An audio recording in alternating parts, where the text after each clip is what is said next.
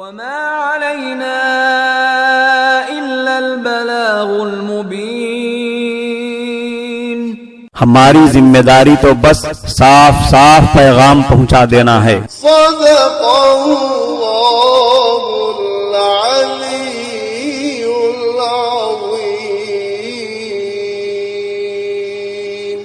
قابل صد احترام شائقات و شائقین سچا پیغام، السلام علیکم ورحمۃ اللہ وبرکاتہ۔ آپ کے پسندیدہ علمی، ثقافتی اور سماجی چینل کی نورانی محفل میں آپ کا استقبال ہے۔ اہلا و سہلا مرحبا۔ معزز سامعات و سامعین کرام، ابھی 3 دن سے یو پی کے باغپت ضلع سے تعلق رکھنے والے ایک پولیس آفیسر انتصار علی کے متعلق ایک خبر سوشل میڈیا پر گردش کر رہی تھی کہ انتصار علی نے سنت کے مطابق داڑھی رکھ لی، جس کی وجہ سے انہیں ان کی ملازمت سے معطل کر دیا گیا ہے۔ دوسری طرف محکمہ پولیس کی جانب سے اس کی وضاحت بھی آ رہی تھی کہ انتصار علی کو کئی بار داڑھی بڑھانے سے روکا گیا، پھر بھی انہوں نے نہیں مانا تو انہیں آخرکار معطل کرنا پڑا۔ اب آگے یہ جو سوالات پیدا ہو رہے ہیں کہ کیا داڑھی منڈوانا اور چہرہ صاف رکھنا پولیس ملازمت کے شرائط میں سے ہے؟ اگر نہیں ہے تو پھر سکھوں کے لیے کھلی چھوٹ کیوں ہے؟ یہ اور اس جیسے بہت سارے سوالات کا ہر کامن سینس رکھنے والے بچے کے دل میں بھی پیدا ہونا لازمی ہے۔ اتھارٹیز کے پاس ایسے سوالات کا کیا جواب ہے یا وہ لاجواب ہو رہے ہیں؟ یہ ساری چیزیں ایک طرف، باقی یہ جو خبر آئی کہ ایک پولیس آفیسر نے ڈپارٹمنٹ کی جانب سے بار بار منع کرنے کے باوجود اپنی ملازمت کو تو خطرے میں ڈالنا گوارا کر لیا مگر ایک سنت کو ترک کرنا گوارا نہ کیا، یہ خبر ہمارے لیے خوشخبری بنی اور اس پر ہمیں بہت خوشی ہوئی اور محسوس ہوا کہ واقعتاً آج بھی صحابہ کرام رضوان اللہ علیہم اجمعین کے نمونے اس گئے گزرے دور میں بھی موجود ہیں۔ حضرت حذیفہ ابن الیمان رضی اللہ عنہ کا اتباع رسول کے جذبے کے حوالے سے مشہور واقعہ ہے کہ وہ ایک مرتبہ شاہی دسترخوان پر کھانا کھا رہے تھے، کھانے کے دوران ہاتھ سے لقمہ گر گیا تو انہوں نے سنت نبوی کے مطابق اسے اٹھا کر صاف کیا اور تناول فرمایا۔ کسی نے عرض کیا کہ آپ ایسا نہ کیجئے، یہ طریقہ معیوب ہے اور یہ لوگ ایسا کرنے والے کو حقارت کی نگاہ سے دیکھتے ہیں۔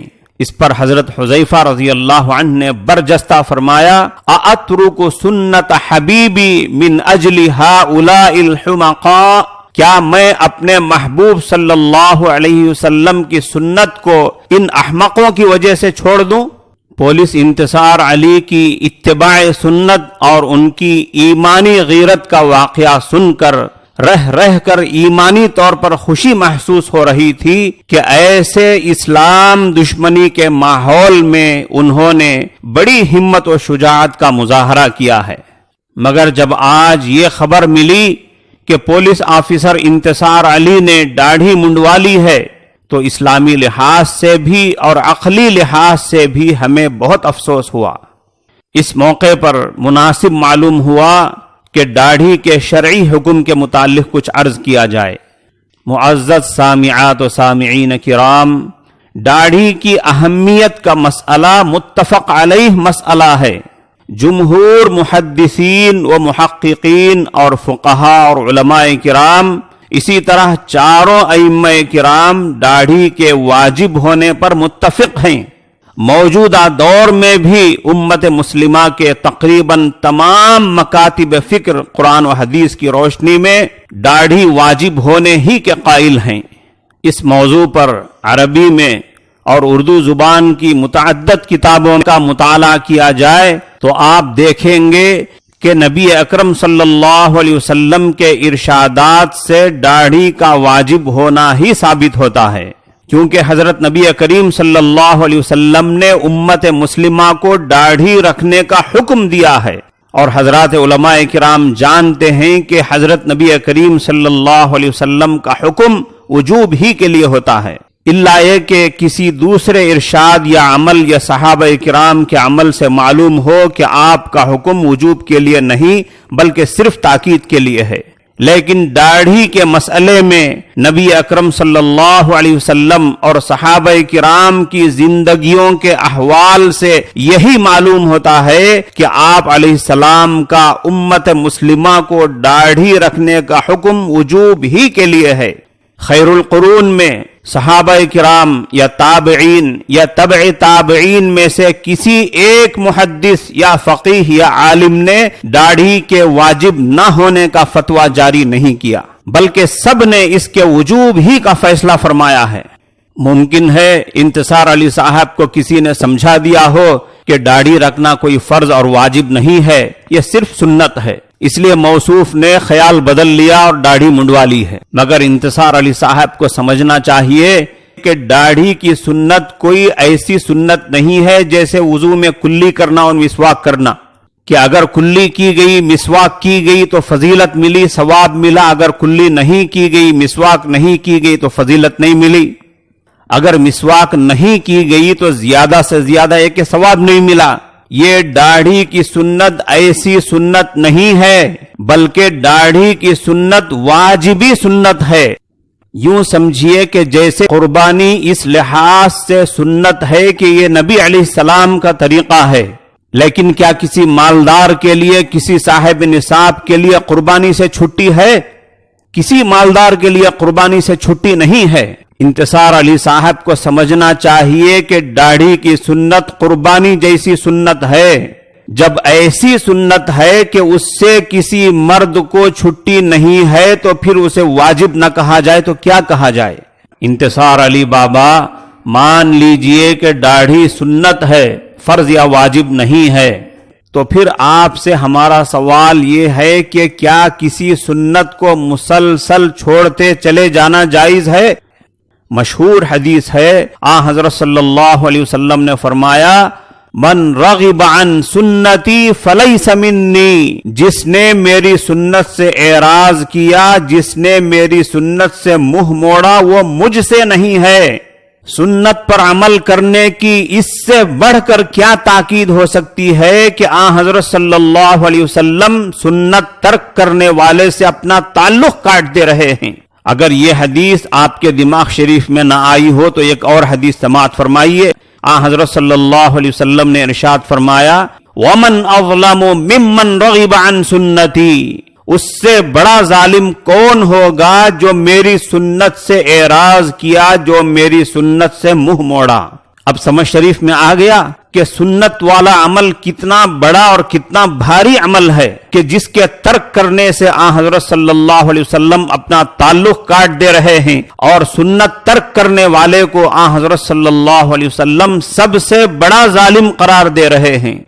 اسی کے ساتھ یہ بھی معلوم ہونا چاہیے کہ داڑھی کی سنت کوئی ایسی سنت نہیں ہے جو صرف ہمارے پیغمبر علیہ السلام کی سنت ہو، بلکہ یہ تمام انبیاء کرام کی سنت ہے، اور سنت ہونے کے ساتھ ساتھ انسانی فطرت بھی ہے، اور فطرت انسانی کو بدلنے کی یا بگاڑنے کی یا ختم کرنے کی بالکل اجازت نہیں ہے، جیسا کہ سورہ روم کی آیت نمبر 30 میں فرمایا گیا، اعوذ باللہ من الشیطان الرجیم، بسم اللہ الرحمن الرحیم، فطرۃ اللہ التي فطر الناس علیہا لا تبدیل لخلق اللہ۔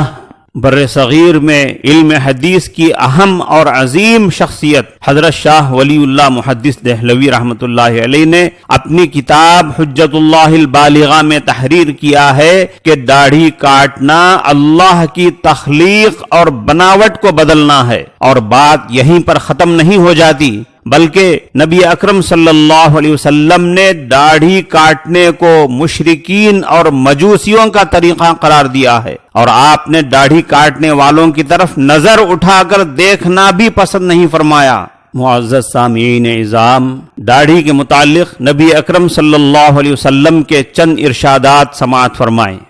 حضرت عبداللہ ابن عمر رضی اللہ عنہما سے روایت ہے، وہ کہتے ہیں رسول اللہ صلی اللہ علیہ وسلم نے ارشاد فرمایا، مشرکین کی مخالفت کرو، یعنی داڑھیوں کو بڑھاؤ اور مونچھوں کو کاٹو۔ ایک دوسری روایت میں فرمایا، مونچھوں کو اچھی طرح کاٹو اور داڑھیوں کو بڑھاؤ۔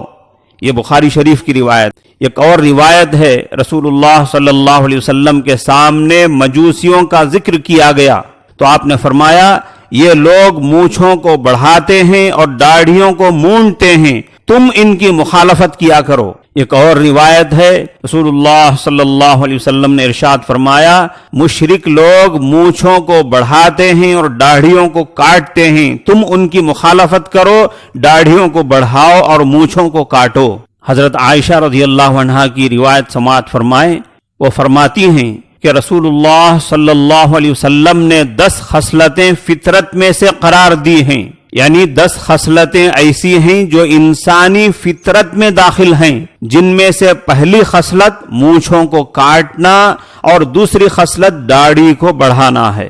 علامہ جلال الدین سیوطی نے تنویر الحوالق شرح موطا امام مالک میں فطرت کی تشریح کے تحت تحریر کیا ہے، رسول اللہ صلی اللہ علیہ وسلم نے جب مختلف ممالک کے بادشاہوں کو اسلام کی دعوت دینے کے لیے خطوط لکھے تو ان میں سے ایک خط کسریٰ شاہ فارس کے نام بھی لکھا۔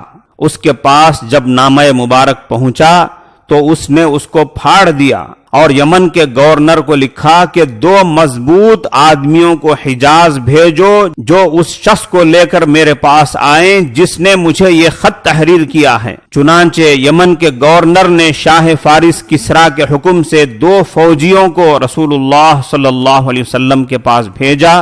وہ دونوں جب آپ کے پاس آئے، ان کی داڑھیاں مونڈھی ہوئی تھیں اور مونچھیں بڑھی ہوئی تھیں۔ آپ نے ان دونوں کی طرف دیکھنا بھی پسند نہیں فرمایا، پھر ان کی طرف متوجہ ہو کر کہا کہ تم دونوں کے لیے عذاب ہے، کس نے تم کو اس کا حکم دیا ہے؟ یعنی کس نے تم کو داڑھی منڈانے کا حکم دیا ہے؟ آگے بڑھنے سے پہلے یہاں رک کر ذرا غور فرمائیں کہ جب یہ لوگ حضرت صلی اللہ علیہ وسلم کے پاس پہنچے ہیں تو آپ نے سب سے پہلے ان سے جو سوال فرمایا وہ داڑھی منڈانے کے متعلق سوال فرمایا کہ کس نے تم کو داڑھی منڈانے کا حکم دیا ہے۔ چونکہ انہوں نے داڑھی منڈا کر ایک فطرت کے خلاف کام کیا تھا، جس کی بنا پر حضرت صلی اللہ علیہ وسلم کو تعجب بھی ہوا، غصہ بھی آیا، اور آپ نے انہیں تنبیہ فرمائی اور سب سے پہلے وہی سوال فرمایا کہ تم نے داڑھی کیوں منڈائی۔ کسریٰ کے قاصدوں نے حضرت صلی اللہ علیہ وسلم کے سوال کے جواب میں کہا کہ ہمارے رب نے یعنی کسریٰ نے ہمیں اس کا حکم دیا ہے۔ آپ نے فرمایا لیکن میرے رب نے تو مجھے داڑھی رکھنے اور مونچھیں کاٹنے کا حکم دیا ہے۔ اس سے کیا معلوم ہوا انتصار علی صاحب؟ داڑھی رکھنے کا حکم کس کا حکم ہے؟ اللہ کے نبی فرما رہے ہیں کہ یہ میرے رب کا حکم ہے۔ حیات الصحابہ میں مختلف سندوں کے ساتھ اسی قسم کا ایک اور واقعہ مذکور ہے کہ مجوسیوں میں سے ایک شخص رسول اللہ صلی اللہ علیہ وسلم کے پاس آیا جس نے اپنی داڑھی مونڈی ہوئی تھی اور اپنی مونچھ بڑھائی ہوئی تھی۔ آپ نے فرمایا یہ کیا ہے؟ اس نے کہا کہ یہ ہمارا دین ہے۔ آپ نے فرمایا لیکن ہمارے دین میں تو یہ ہے کہ ہم مونچھیں کاٹتے ہیں اور داڑھیاں بڑھاتے ہیں۔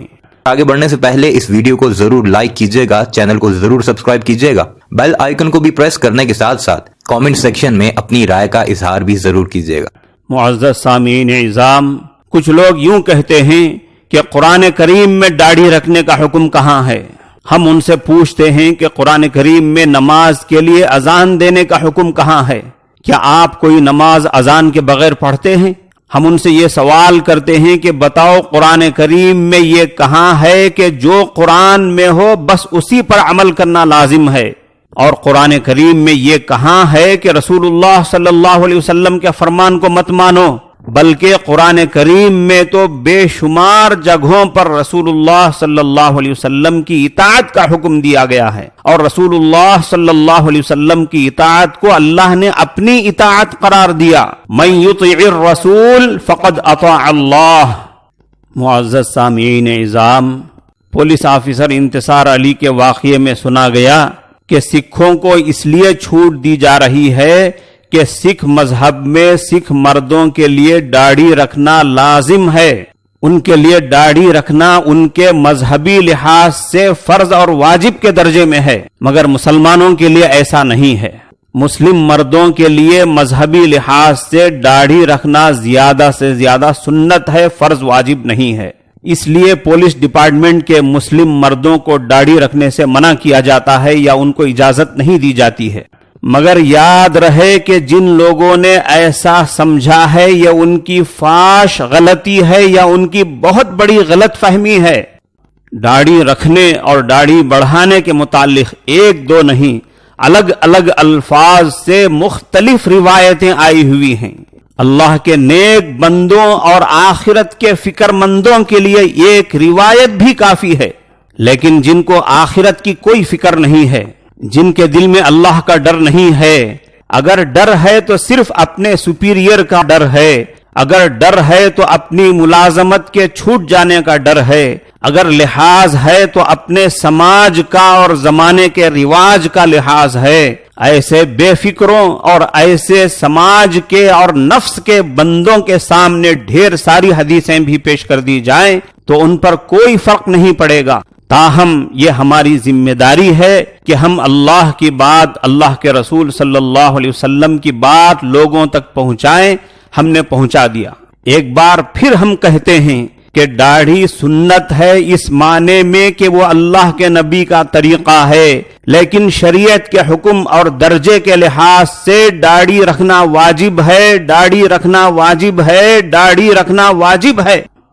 मुअज़्ज़ज़ सामीईन इज़ाम, आखिर में मैं पुलिस ऑफिसर इंतसार अली के कमजोर और फुसफुसे मौक़िफ़ पर अफसोस का इजहार करता हूं जो उन्होंने अपनाया। बस 2-4 दिन में डगमगा गए और अपना ख्याल भी बदल लिया, अमल भी बदल लिया। अगर वो अपने स्टैंड पर कायम रहते और दाढ़ी की सुन्नत से मुनव्वर मर्दाना फितरत के मजहर और अपने चेहरे के नूरानी मंजर को बाकी रखे होते तो वो भूखे प्यासे न मरते, बल्कि गैबी मदद उनको सलाम करती, अल्लाह की रहमत उनके शामिल हाल होती, उनकी दाढ़ी को सलामी मिलती और अल्लाह की सलामती मिलती। अहले तक़वा की सूरत बना लीजिए, अहले तक़वा की सूरत बना लिए, नूर सुन्नत से चेहरा सजा लीजिए, नूर सुन्नत से चेहरा सजा लीजिए, अहले तक़वा की सूरत बना लीजिए। रोज़े महशर शिफाअत से महरूम हो, रोज़े महशर शिफाअत से महरूम हो, अपनी मूछे न इतनी बढ़ा लीजिए, अपनी मूछे न इतनी बढ़ा लीजिए, अहले तक़वा की सूरत बना लीजिए, अहले तक़वा की सूरत बना लीजिए। अस्सलामु अलैकुम व रहमतुल्लाहि।